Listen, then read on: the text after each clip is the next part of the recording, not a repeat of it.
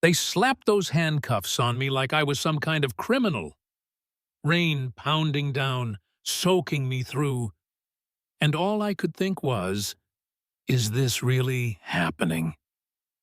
I had a $12,000 first-class ticket in my pocket, neatly folded, paid in full. But none of that mattered, not to them, not when they looked at me and saw someone who didn't belong.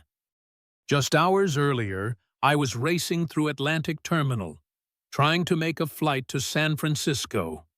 5 investors were waiting there, 5 men holding over $10 billion between them. One pitch, one shot, and I could take Luminary Systems public. 10 years of building, sweating, sacrificing everything, and it all came down to that one flight.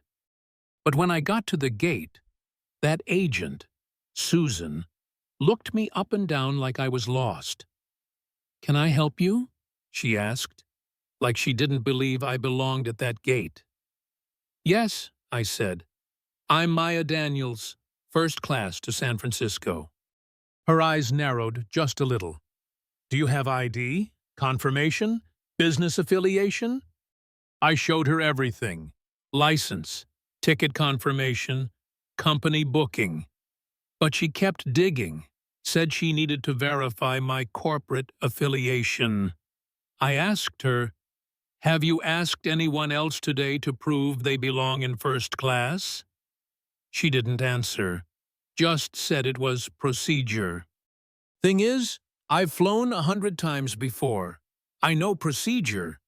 This wasn't that. Her supervisor showed up, and instead of de-escalating, he doubled down. Told me the flight couldn't be held. Said they'd have to call security if I didn't step aside. I pulled out my phone, called my attorney. That's when they made the call.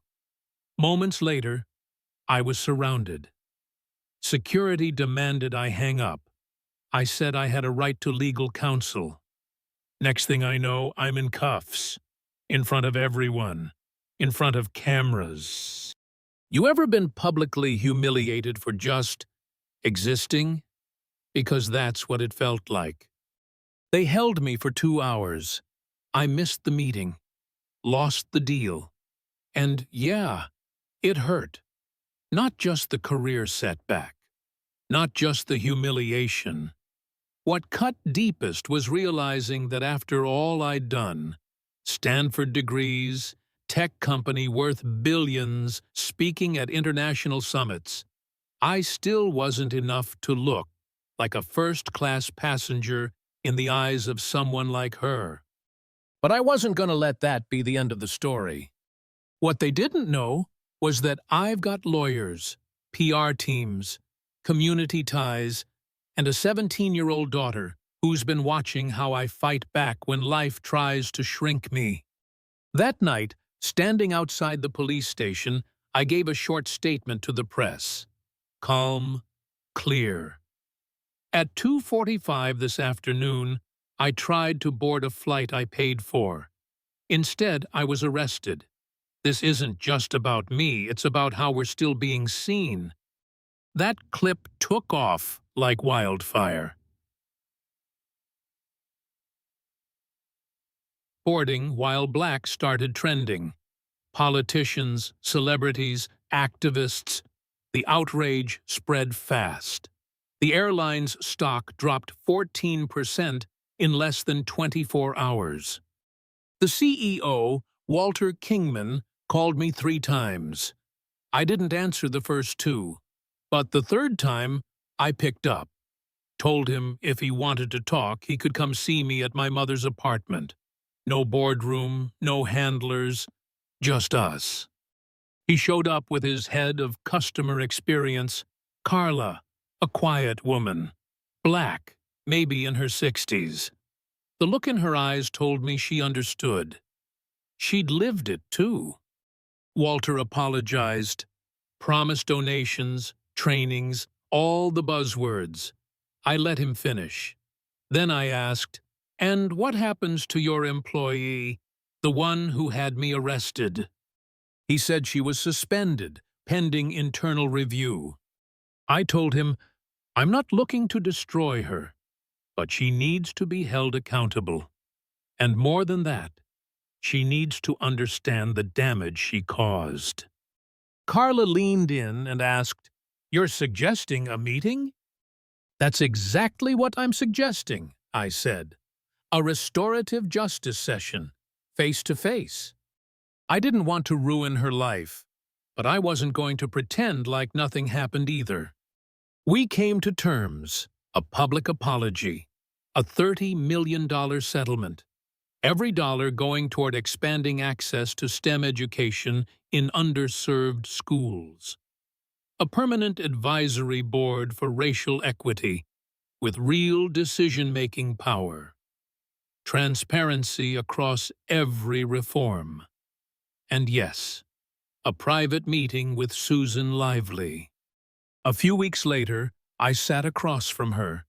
She looked smaller, fragile, worn down by the backlash. I almost felt sorry for her.